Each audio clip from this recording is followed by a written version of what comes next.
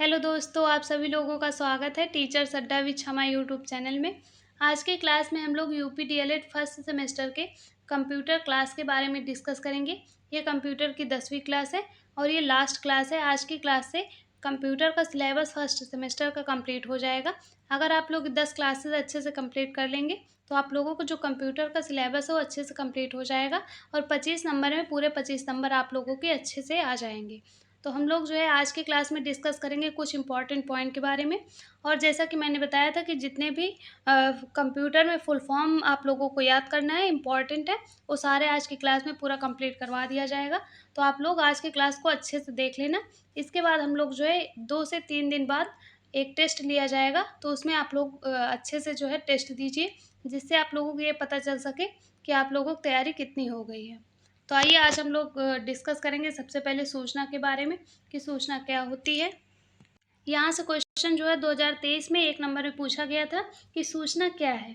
तो इसका जो है इसमें आंसर दिया गया है। यह जो सूचना शब्द होता है यह अंग्रेजी भाषा के इंफॉर्मेशन का हिंदी रूपांतरण है, जिसका अर्थ होता है जानकारी देना, सूचना बताना आदि। यह जो है इंफॉर्मेशन का अर्थ होता है। दूसरे शब्दों में हम लिख सकते हैं कि जो सूचना होता है, सूचना जो होती है, तो इसमें हम लिख सकते हैं कि सामान्य तथ्य, ज्ञान, आंकड़े आदि को सम्मिलित रूप से सूचना कहा जाता है। जो सामान्य तथ्य होते हैं, कुछ तथ्य होते हैं टॉपिक से रिलेटेड, या फिर कुछ ज्ञान होता है, आंकड़े होते हैं, जो डाटा होता है हमारे पास, उसको अगर हम लोग कलेक्ट करके सम्मिलित रूप से जो है सूचना कह सकते हैं। अगर आप लोगों के एग्जाम में ये क्वेश्चन 1 नंबर में पूछा जाएगा, अगर आप लोग केवल इतना लिख देंगे तो आप लोगों को पूरा 1 नंबर मिल जाएगा। बाकी इसको आप लोग अच्छे से याद रखना। आप लोगों को पता ही होगा कि जो है सूचना शब्द होता है अंग्रेजी भाषा के इंफॉर्मेशन का हिंदी रूपांतरण है, जिसका अर्थ होता है जानकारी देना या सूचना बताना। ये आप लोगों को अच्छे से याद रखना है। अगले टॉपिक के बारे में हम लोग डिस्कस करेंगे। इसमें पूछा गया है नोट पैड क्या होता है। 2016 में यहाँ से 1 नंबर में क्वेश्चन पूछा गया था। तो इसमें दिया गया है कि जो नोट पैड होता है यह एक मेन्यू पर आधारित प्रोग्राम है। नोट पैड से बनाई जाने वाली फाइल जो होती है उसका विस्तारित नाम txt होता है। ये आप लोगों को ये पॉइंट अच्छे से याद रखना है कि जो नोट पैड से बनाई जाने वाली फाइल होती है उसका जो विस्तारित नाम होता है वह txt होता है। इसको आप लोगों को याद रखना है। नेक्स्ट पॉइंट इसमें मॉडेम दिया गया है। इसके बारे में हम लोग डिस्कस करेंगे कि जो मॉडेम होता है इसका फुल फॉर्म क्या होता है और ये क्या होता है।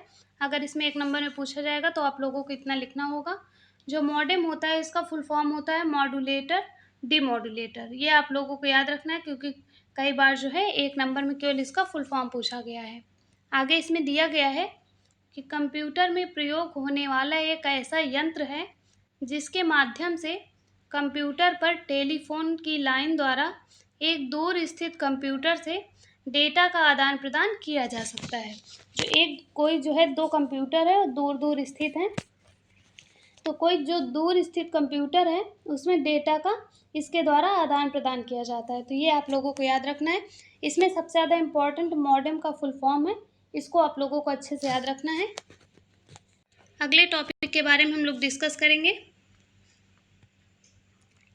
इसमें दिया गया है कि जो नया सॉफ्टवेयर होता है उसको इंस्टॉल करने के कौन कौन से तरीके हैं। यहाँ से 2022 में वेरी शॉर्ट में 1 नंबर में क्वेश्चन पूछा गया था।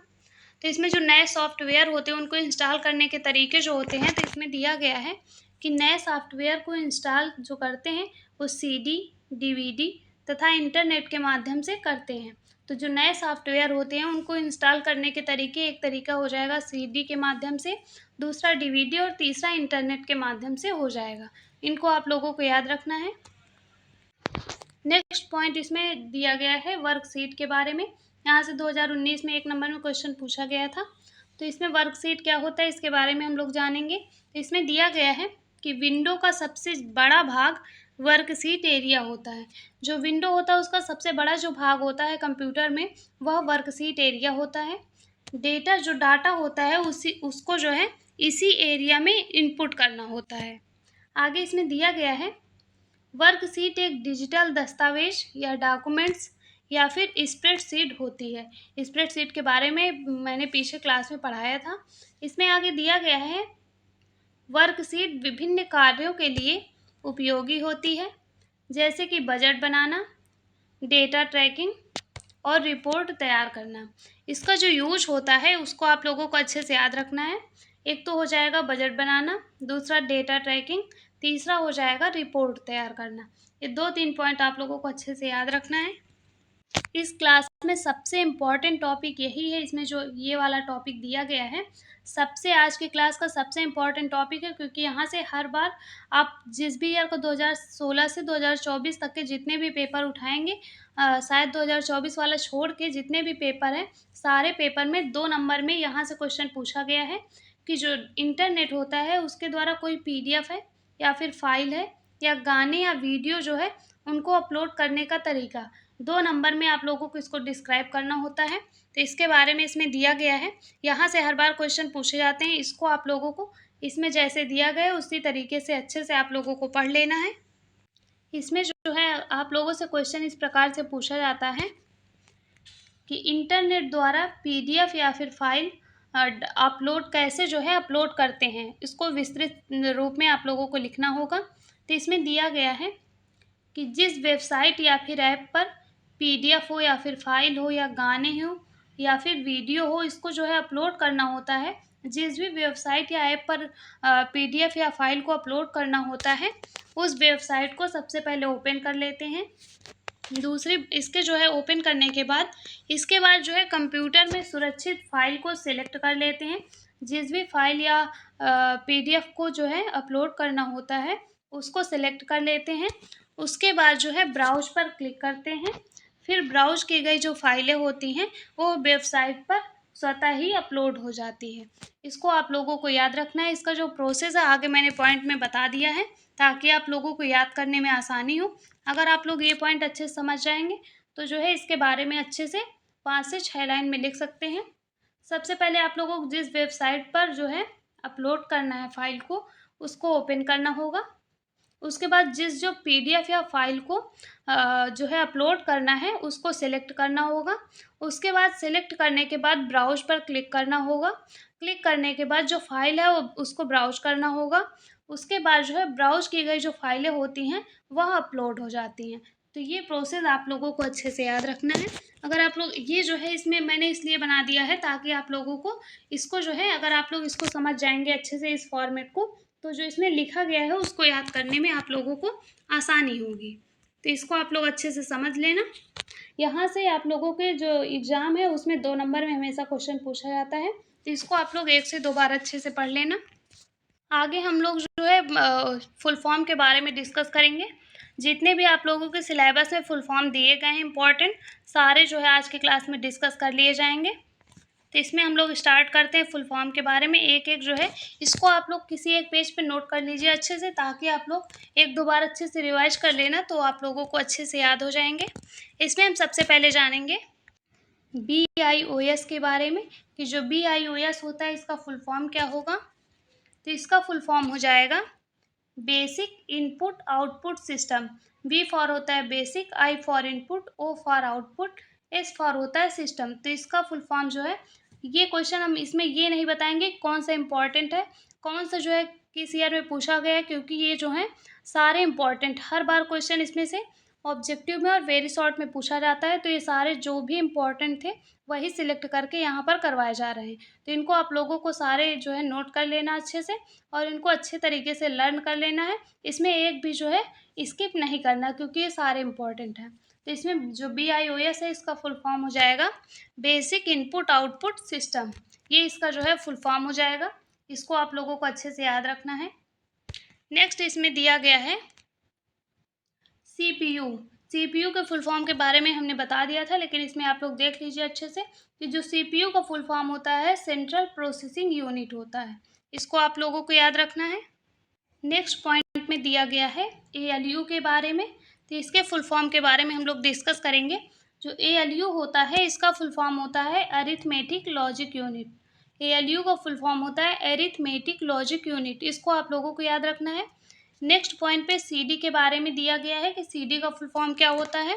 तो इसका फुल फॉर्म हो जाएगा कॉम्पैक्ट डिस्क। जहाँ पर भी इसमें CD और DVD का फुल फॉर्म एक साथ पूछा जाता है एक नंबर में पूछा जाता है कि सीडी और डीवीडी का फुल फॉर्म क्या होगा। तो ये दोनों फुल फॉर्म आप लोगों को अच्छे से याद रखना है। नेक्स्ट पॉइंट पे पूछा गया है डीवीडी के बारे में। सीडी का तो हो जाएगा कॉम्पैक्ट डिस्क, और जो डीवीडी है इसका हो जाएगा डिजिटल वर्सेटाइल डिस्क, या फिर वर्सेटाइल की जगह पे वीडियो भी हो सकता है।